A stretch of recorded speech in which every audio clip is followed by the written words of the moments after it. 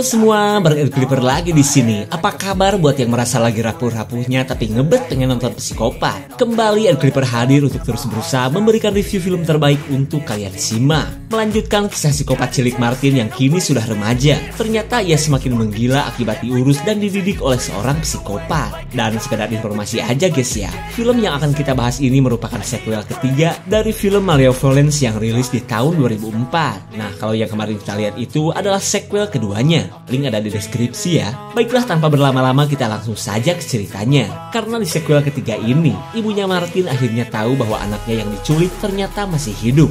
Apakah mereka akan bertemu dalam bahagia?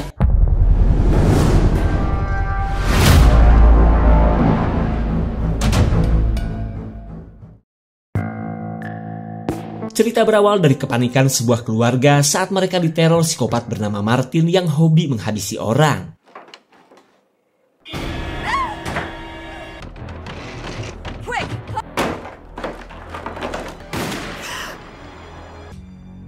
Ketika ada kesempatan, si ayah bergegas menolong anaknya yang masih gelantungan di jendela. Namun mereka tidak tahu bahwa psikopat Martin memiliki penyakit langka yang tidak bisa merasakan sakit.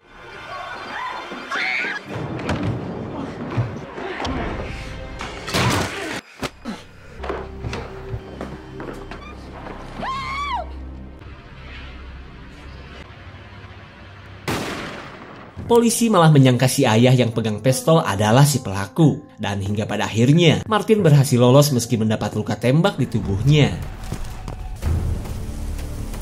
Kelakuan psikopat Martin tak berhenti sampai di situ. Ia pun terus meneror orang-orang dan melakukan pembunuhan tanpa alasan. Dan kali ini, ia sedang mengincar sebuah mobil Grand Max yang akan Martin gunakan untuk mudik. Karena sekian lama ia diculik seorang psikopat, Martin berencana untuk menemui ibunya. We'd been every night because we forgot the combination. I need it back. It's the last one. Seorang sopir teladan tidak sadar jika dirinya sedang dalam bahaya. Ia pun sibuk nurunin barang pelanggannya tanpa mengetahui keberadaan Martin.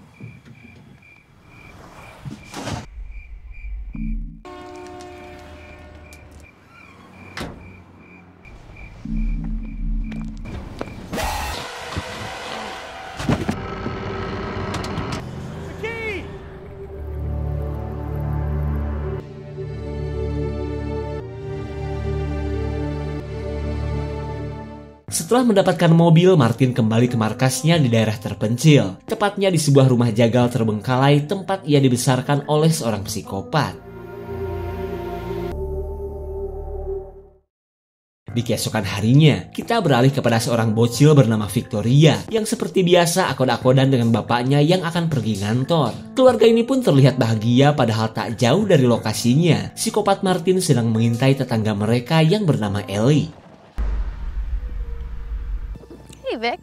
Hi Ellie. Binoculars.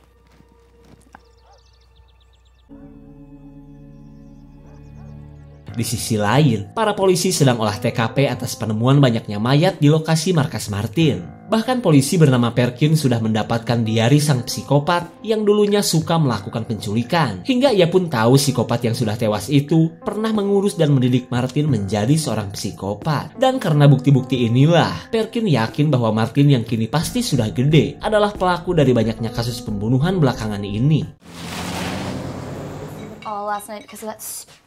Ellie adalah seorang mahasiswi yang selama ini tinggal ngontrak bersama kedua sahabatnya. Tapi kali ini, mereka sedang galau karena sudah 3 bulan belum membayar uang sewa. Karena keadaan ini, Lin si Ciwi Haredang menghubungi bapaknya untuk segera mengirimkan duit. Hey, wait up! Class is starting in 15 minutes. I'm trying. Saat psikopat Martin masuk pemukiman, para polisi sedang olah TKP lagi di sebuah rumah yang katanya telah terjadi kasus pembunuhan.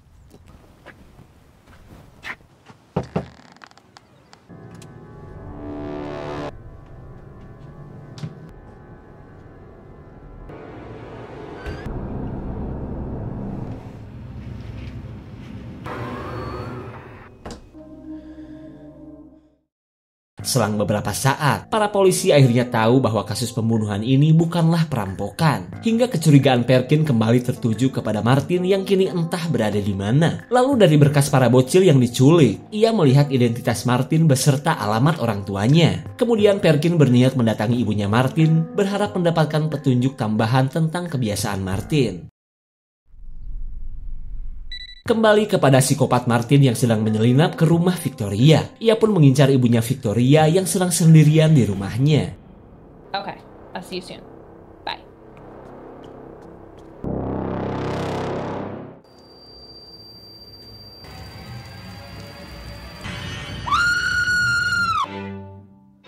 Saat si ibu jadi korban kelakuan Martin, Ellie sedang asik menggesek biola yang merupakan hobinya sejak masih bocil oleho. Lalu setelah kegiatannya berakhir, Ellie ditemui pacarnya, si tukang selingkuh yang sedang meminta maaf. Pria bernama John ini pun terus menjelaskan bahwa kewes yang kemarin ia bonceng cuma teman game FF yang mau berguru kepadanya. John, how valuable this is. It was my grandfather. I want to see surveillance tapes from the past. We need every eyeball out there. Saat ketiga kewes ini kembali ke kontrakan, mereka tidak sadar bahwa psikopat Martin sedang nyempil di dalam lemari. Psikopat remaja ini pun begitu anteng melihat wanita bernama Tara yang akan ganti skin dengan rok yang anti haredang.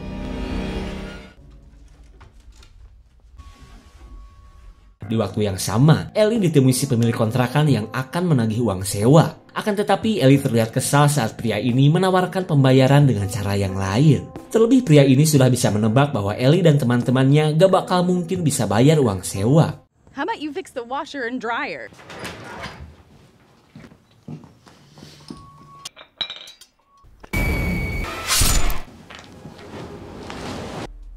Ellie! Lynn memberitahu Ellie bahwa ia sudah punya duit buat kontrakan dari bapaknya. Padahal mereka tidak tahu, si pemilik kontrakan sudah tewas di takol besi. I'm gonna tear it apart. I got your money. Ellie heran karena si pemilik kontrakan tidak ada di tempat biasa. Kemudian ia berniat untuk mendatangi rumahnya saja.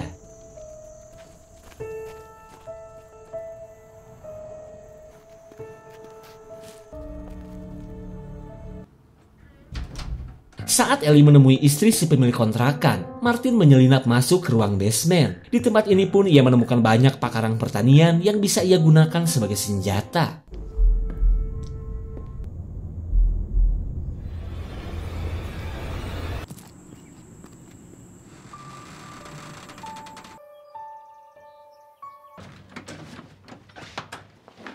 Mom?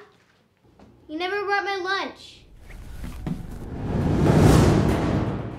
Di sisi lain, para polisi tiba di tempat tinggal Martin atau tempat di mana Martin diculik saat umurnya baru 2 tahun. Mereka pun disambut neneknya Martin yang sempat menganggap kedua polisi ini adalah debt collector magicom pintar kreditannya. Namun setelah mendengar penjelasan polisi, si nenek seolah sulit percaya saat mendengar cucunya masih hidup. Kemudian si nenek mengatakan bahwa ibunya Martin sedang bekerja. Ia pun meminta para polisi untuk langsung ke tempat kerjanya saja.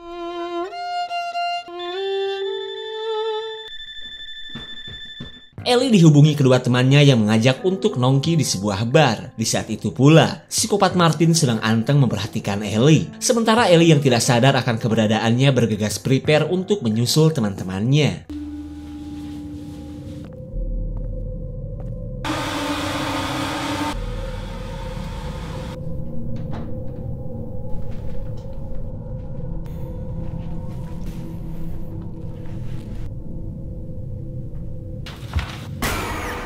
Rupanya si John nekat masuk ke kontrakan untuk memperbaiki hubungan mereka yang sudah di ujung bool. Akan tetapi Ellie masih ogah memberikan maaf karena masih menganggap John berselingkuh. Ellie, come on. I got you something. I sold my Les Paul. Are you crazy? Usaha John tetap sia-sia meskipun ia sudah bela-belain beli rantai emas untuk pacarnya itu. John pun akhirnya memilih pulang untuk lanjut mandi di pancuran sambil meratapi nasibnya biar sinematik.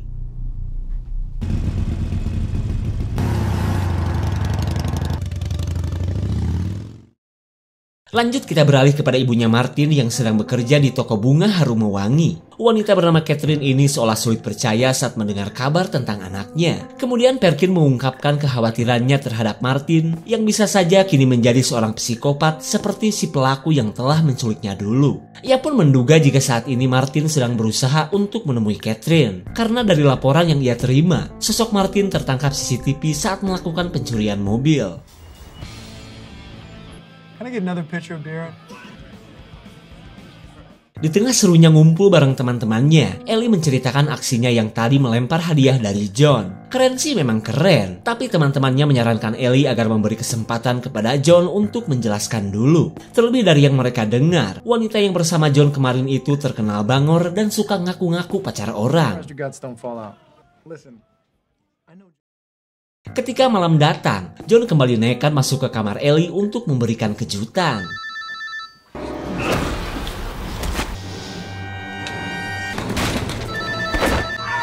Rupanya panggilan tersebut berasal dari Ellie yang berniat untuk mengajak John ketemuan. Namun karena tidak diangkat, Ellie hanya memberikan pesan suara saja.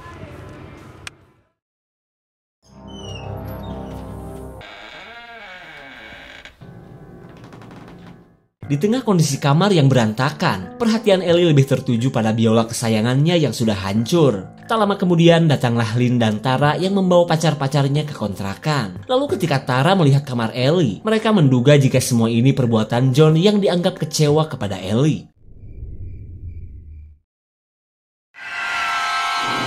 From director Harry Penderecki. Saat teman-temannya berada di ruang tengah, Ellie ditemui Victoria yang terlihat ketakutan. Karena selain ayahnya belum pulang kantor, ia tidak tahu ibunya ada di mana. Kemudian Ellie berusaha membantu dengan mencari ibu si bocil di rumahnya. So what do you want for your birthday?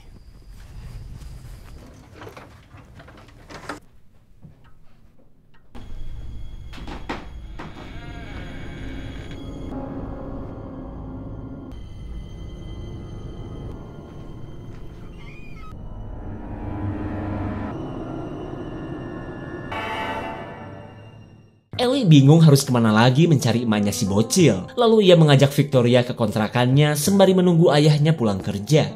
Di waktu yang sama, Tara berkata jika ia tidak bisa terus bobogohan karena harus melanjutkan skripsinya dulu. Dan itu berarti ini adalah waktunya si pacar untuk pulang.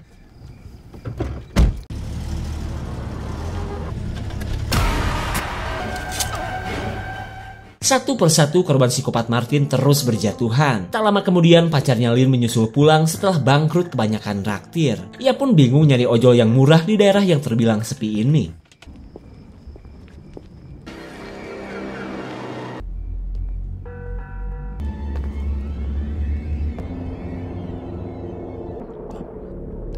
Look out. Saat kedua pria itu tewas, Ellie menghubungi bapaknya Victoria yang ternyata baru OTW pulang. Terlihat ia pun heran mendengar istrinya menghilang begitu saja. No problem. Your dad's on his way home.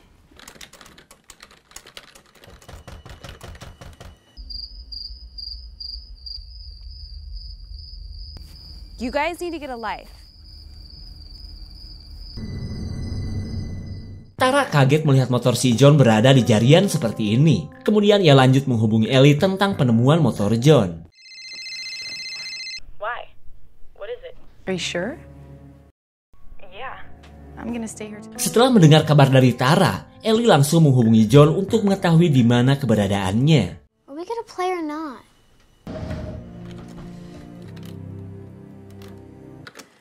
Via. Ketika Tara sudah pindah alam, kita kembali kepada para polisi yang masih mengumpulkan informasi dari Catherine. Catherine pun menceritakan bahwa sebelum Martin diculik di halaman rumah ini, ia dan anaknya tinggal di sebuah kontrakan, di mana kontrakan tersebut tak lain adalah tempat tinggal Ellie dan kedua temannya. Mendengar kabar tersebut, Perkin merasa yakin bahwa Martin pasti menuju ke kontrakan itu. Lalu tanpa berlama-lama ia pergi ke lokasi kontrakan Ellie yang berada di kota sebelah. Polisi ini pun meminta Catherine untuk menunggu mengingat Martin kini bukanlah anak yang lugu seperti dulu.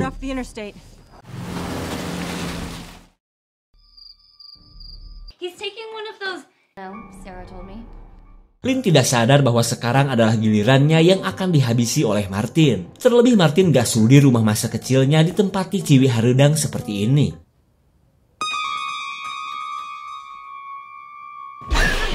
But we didn't finish the game.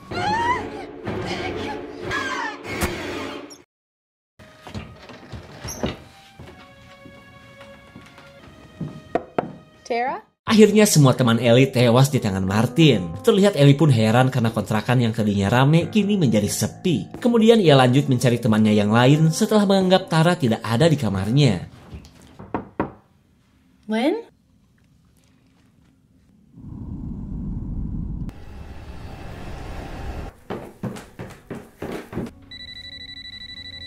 Yes?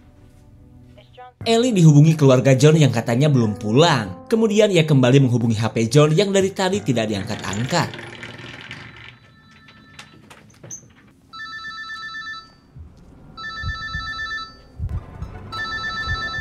Ellie auto panik setelah menemukan HP John yang berdarah. Ditambah lagi ia belum menemukan satupun teman-temannya. Tara?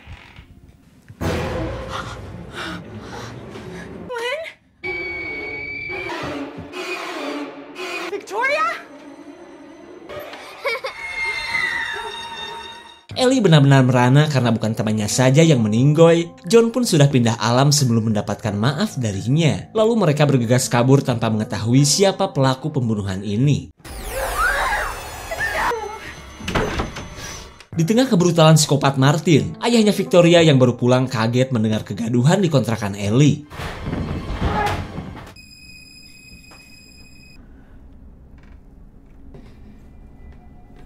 Daddy? Call the police.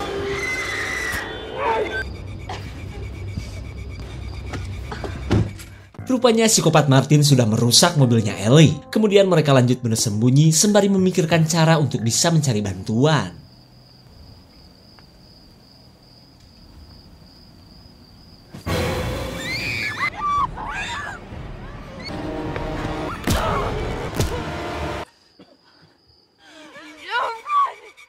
Rupanya Ellie tak cukup berani menghabisi Martin, hingga ia pun memilih kabur ke rumah tetangga.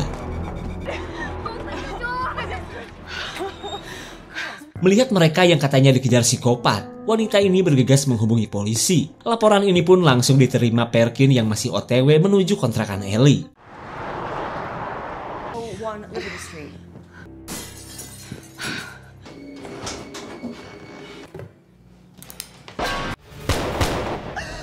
Perjuangan si emak akhirnya terhenti oleh serangan dadakan psikopat yang langsung menghilang begitu saja. Lalu wanita ini menyuruh Ellie untuk jangan khawatir karena ia sempat menjedor Martin beberapa kali. Namun mereka tidak tahu, psikopat Martin bisa menahan rasa sakit. Bukan kuat ya.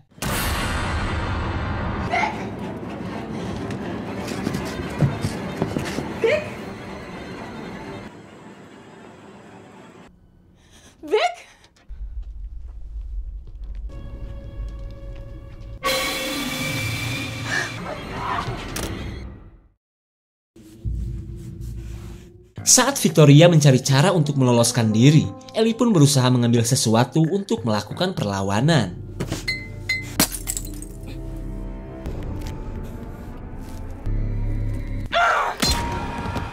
Di tengah perjuangan Ellie dan Victoria, datanglah para polisi yang langsung masuk ke rumah si emak. Tak lama kemudian Victoria yang berhasil lolos ditemukan oleh seorang anggota.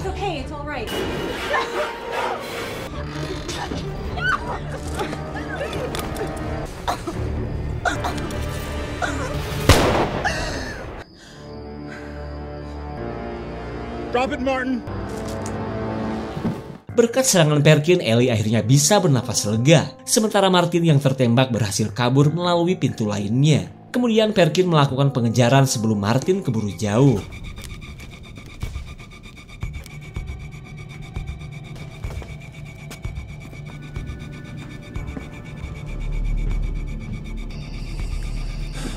Sial sekali, rupanya Martin sudah menghilang di kegelapan hutan.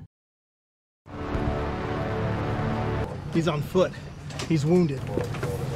It's a slaughterhouse. Singkat cerita, Victoria terlihat bersedih setelah mengetahui kematian ibunya. Namun ia bisa sedikit merasa lega saat melihat ayahnya yang masih hidup. Begitupun dengan Ellie yang sudah kehilangan dua sahabat baiknya. Di waktu yang sama, psikopat Martin melanjutkan pencarian sang ibu setelah gagal menemukannya di rumah masa kecilnya dulu.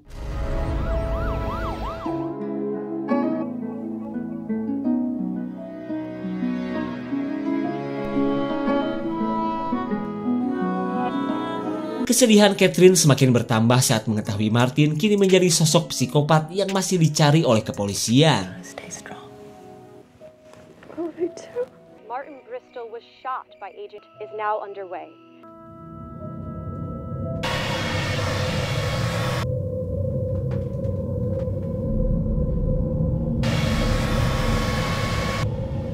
Martin?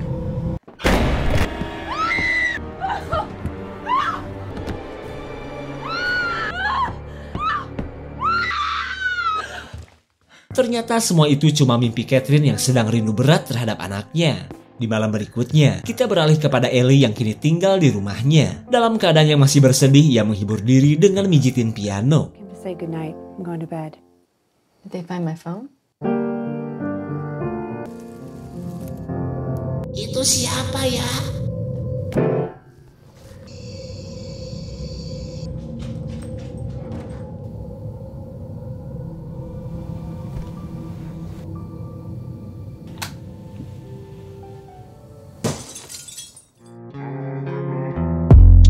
Meskipun ending film ini terasa membagongkan, kita bisa menebak sepertinya film ini bakal ada lanjutannya. Jadi gak usah baper ya, setidaknya kita bisa menikmati ketegangan dari kebrutalan psikopat Martin. Segitu saja untuk klip dan review kali ini. Tonton video Clipper lainnya ya. Terima kasih dan